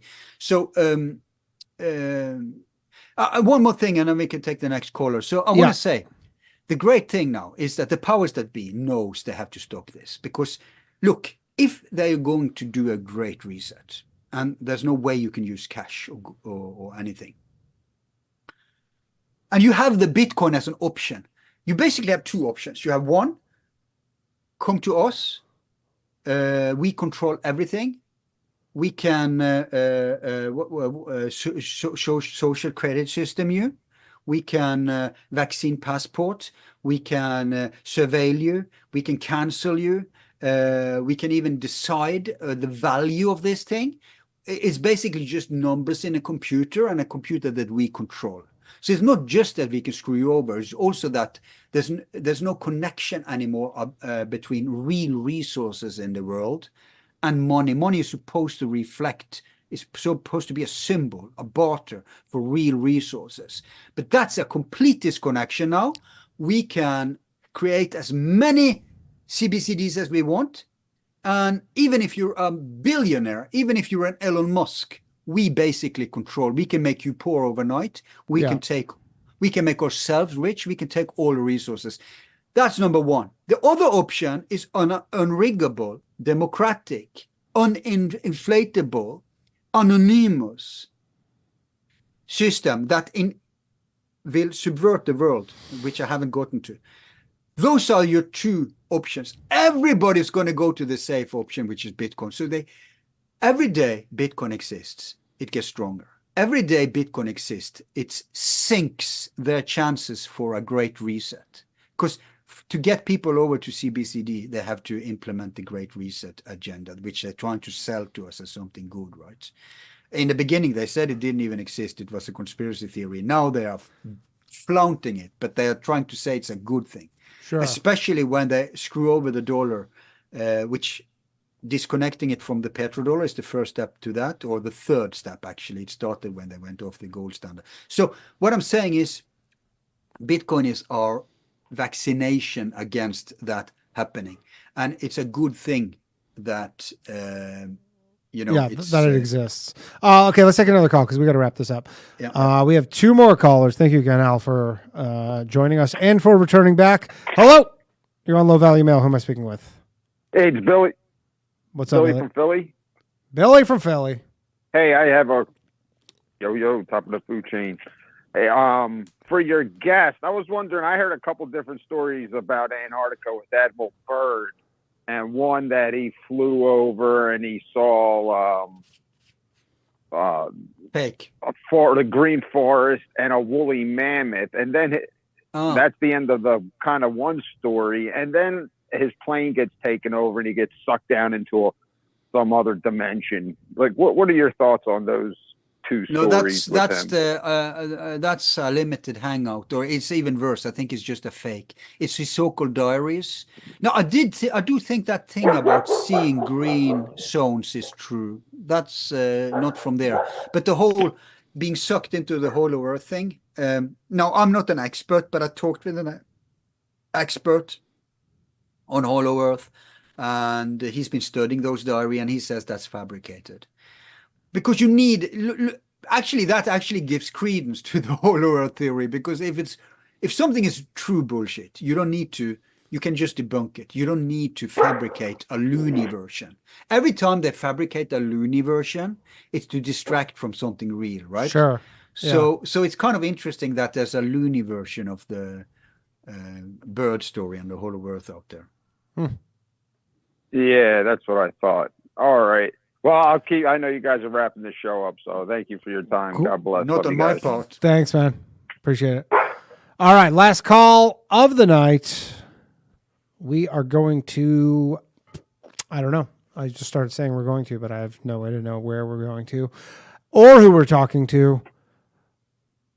But here we go. Hello. Hey, what's up? Hello, this is Ricardo. What's up, Ricardo? How's it going, man? Pretty good. I just wanted to call in for my buddy Al here. Couldn't let the night in without at least one forum listener trying to call in. Is it Ricardo from Twitter? Yes. Great, what's up, man. You made it. He's welcome to call in.